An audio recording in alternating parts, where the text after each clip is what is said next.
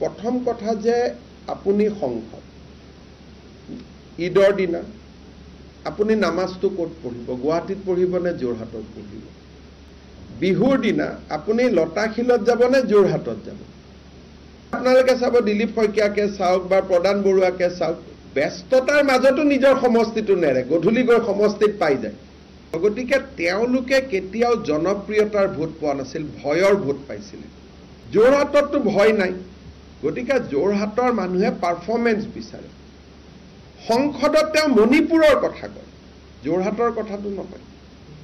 দেউতাকৰ পৰা ডিৰেক্টলি যদি কোনোবা পলিটিচিয়ান হৈ যায়, তেতিয়াহ'লে ক'ৰবাত নহয় ক'ৰবাত এক্সিডেণ্ট হ'ব। কিন্তু গতিকে তৰুণ গগৈটো সকলো হ'ব নোৱাৰে, সকলোতো প্ৰফুল্ল মহন্ত হ'ব নোৱাৰিব, সকলোতো হিতেশ্বৰ শইকীয়া হ'ব নোৱাৰে, সকলোতো শৰৎ সিংহ হ'ব নোৱাৰে।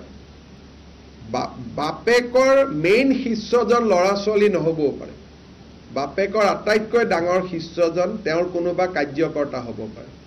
গতিকে ৰাজনীতি তেজেদি নহয়, ৰাজনীতি পৰিশ্ৰম আৰু কষ্ট দি নিৰ্ধাৰণ হয়। এইটো মই চাওক, দুটা কথা। প্ৰথম কথা যে আপুনি সংসদ ঈদৰ দিনা আপুনি নামাজটো ক'ত পঢ়িব? গুৱাহাটীত পঢ়িব নে যোৰহাটত পঢ়িব? বিহুৰ দিনা আপুনি লতাশিলত যাব নে যোৰহাটত যাব? আমাৰ ভোটাৰবিলাকে খুব সাধাৰণ সাধাৰণ কথা চায়। মই হিন্দু মুছলিম ছেকুলাৰ কৈছোঁ, আপোনাৰ নামাজ পঢ়িব মন, ক'ত শিকিছে ক'ত শিকা নাইতো আপোনাৰ কথা। কিন্তু নামাজটো আপুনি আমবাৰীত পঢ়িবনে যোৰহাটত গৈ পঢ়িব? বিহুত আপুনি লতাশিল বিহুখন বহুত পুৰণা বিহু, কিন্তু আপুনি এজন MP।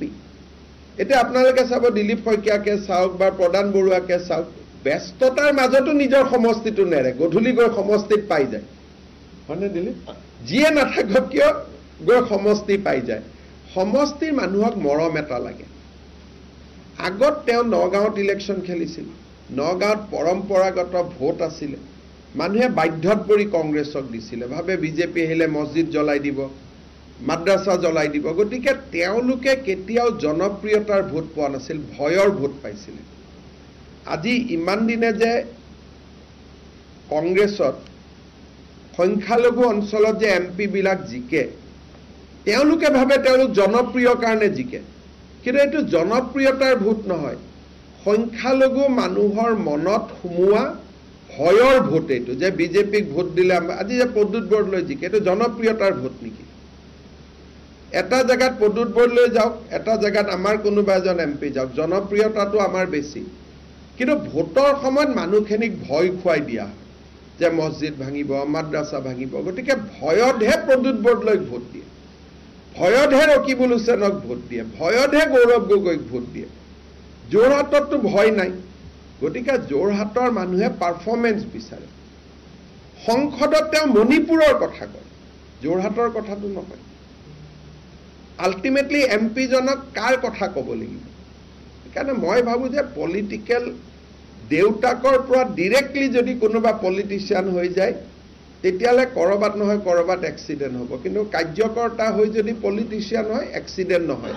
মই কাকো নাম ধৰি কোৱা নাই, কিন্তু মই ইয়ং পলিটিচিয়ানসকলক ক'ব খোজোঁ, বিশেষকৈ যাৰ দেউতাক পলিটিচিয়ান, তেওঁলোকে দেউতাকৰ লিগেচিটো বাদ দি নিজে কাৰ্যকৰ্তা হৈ, যে যুৱ মৰ্চা কৰিলোঁ, মহিলা মৰ্চা কৰিলোঁ, ভাৰতীয় জনতা পাৰ্টি কৰিলোঁ, এসময়ত MLA খেলিলোঁ, বোলে নহয় মোৰ দেউতাৰ MLA আছিল, মই MLA হ'ম। বহুত দিনলৈকে এইটো নচলে। সদায় মোদী ডাঙৰীয়াই সেই কথাটোকে কৈ থাকে যে ফেমিলি ৰাজনীতি, মানুহে এবাৰ বোলে ধুনীয়া এইটো অমুকৰ ল'ৰা, গতিকে বাপেকৰ দৰে হ'ব বুলি এবাৰ ভোট দি দিয়ে, কিন্তু এটা সময়ত মানুহৰ আমুৱাই যায় যে এইটোতো বাপেকৰ লগত কোনো লিংক নাই। কাৰণ মইতো নাভাবোঁ যে তৰুণ গগৈয়ে কেতিয়াবা নিজৰ ল'ৰাক বিদেশী ৰাষ্ট্ৰৰ নাগৰিক কৰিলেহেঁতেন।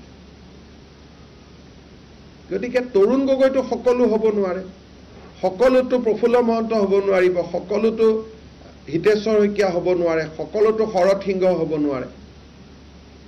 বাপেকৰ মেইন শিষ্যজন ল'ৰা ছোৱালী নহ'বও পাৰে, বাপেকৰ আটাইতকৈ ডাঙৰ শিষ্যজন তেওঁৰ কোনোবা কাৰ্যকৰ্তা হ'ব পাৰে।